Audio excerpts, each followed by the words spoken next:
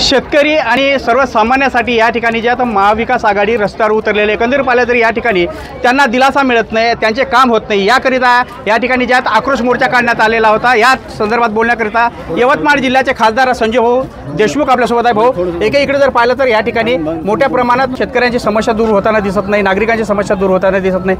हा कशाचा आंदोलन, ह्या कशाचा मोर्चा आणि काय सांगणार भाऊ या संदर्भात? हे शेतकऱ्यांचा आक्रोश मोर्चा कळंब तालुक्यामध्ये निघालेला आहे। या ठिकाणी आमचे सर्वसामान्य शेतकरी बांधव, आदिवासी महिला, सर्वसामान्य तरुण, बेरोजगार अशा अनेक मागण्या घेऊन मोठ्या संख्येने या ठिकाणी रस्त्यावर उतरलेला आहे। याचं कारण असं आहे की शेतकऱ्याच्या ताटामध्ये माती मिसळण्याचं काम या युती सरकारनं या ठिकाणी केलेलं आहे। 10,000चा कापूस 6,500मध्ये कोणी घ्यायला तयार नाही, 6,000चं सोयाबीन 4200 रुपयामध्ये घ्यायला तयार नाही। सरकारची खरेदी या ठिकाणी सुरू झालेली नाही। आमच्या आदिवासी महिलांना खावटी मिळत नाही। या अनेक प्रश्न, साधा विमा या यवतमाळ जिल्ह्यामध्ये आमच्या शेतकरी बांधवांना विमासुद्धा या ठिकाणी मिळालेला नाही। कर्जमाफी उद्धव बाळासाहेब ठाकरे असताना त्या ठिकाणी कर्जमाफी झाली, त्याच्यानंतर अजूनसुद्धा आमच्या यवतमाळ जिल्ह्यातील अनेक शेतकऱ्यांच्या खात्यात त्या ठिकाणी पैसे मिळाले नाही।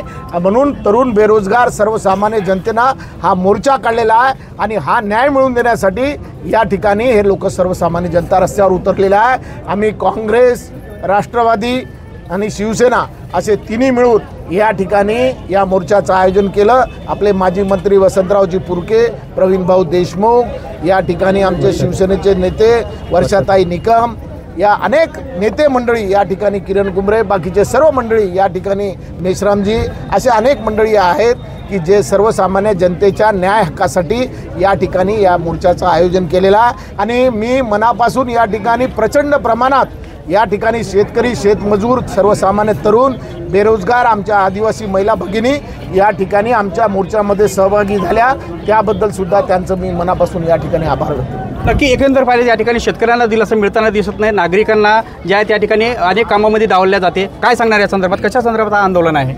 आता शेतकऱ्यांना न्याय मिळत तर नाहीत नाही, पण माझ्या देशातले 770 शेतकरी मारले गेले, युवकांना नोकऱ्या मिळत म्हणून 25,000 तरुणांनी आत्महत्या केल्या। माझ्या अनेक प्रकारचे घोटाळे माझ्या देशामध्ये होते, बँक लुटल्या गेली, रिझर्व्ह बँक लुटल्या गेली, देशावर 250 लाख करोडचं कर्ज निर्माण केलं गेलं, माझ्या महाराष्ट्रावर जवळजवळ 8 लाख कोटीचं कर्ज उभा केलं गेलं।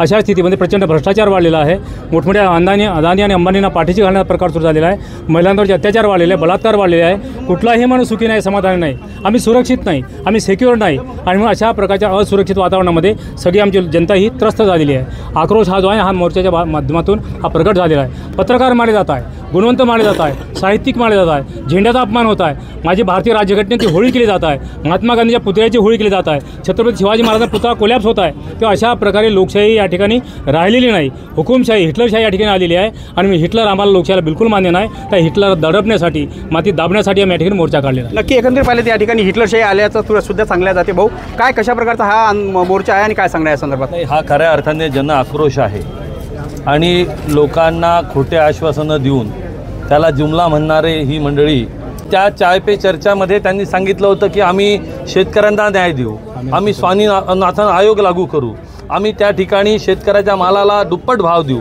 परंतु दुर्दैवाने जुमले म्हणून ते बाजूला झाले। आणि आता खोटी योजना लोकांच्या समोर आणली, दिशाभूल करणारी जी मध्य प्रदेशमध्ये बंद पडली, निवडणुका झाल्या, मतदान झालं आणि बंद पडली, तीच लाडली बहीण म्हणून त्यांनी महाराष्ट्रामध्ये आणलेली आहे। ही जनता ओळखून गेलेली आहे आणि आता ह्या ज्या काही मागण्या आहेत शेतकऱ्यांच्या, या निश्चितपणे येणारं हे महाविकास आघाडीचं सरकार पूर्ण करेल, या दिशेने हे पूर्ण लोक चाललेले आहे आणि हा खऱ्या अर्थानं तो जन आक्रोश आहे। नक्की एकंदर पाहिलं तर हा जन आक्रोश जे आहे तो सर्वसामान्यांसाठी आहे, नागरिकांसाठी आहे, शेतकऱ्यांच्यासाठी आहे। जोपर्यंत शेतकऱ्यांच्या मागण्या पूर्ण होत नाही, अशाच या प्रकारचे जे तीव्र आंदोलन सुद्धा या ठिकाणी करण्यात येईल, असं सुद्धा या ठिकाणी महाविकास आघाडीचे पदाधिकारी यांच्याकडनं सांगण्यात येत आहे। संजय राठोड, लोकशाही मराठी, कळंब, यवतमाळ।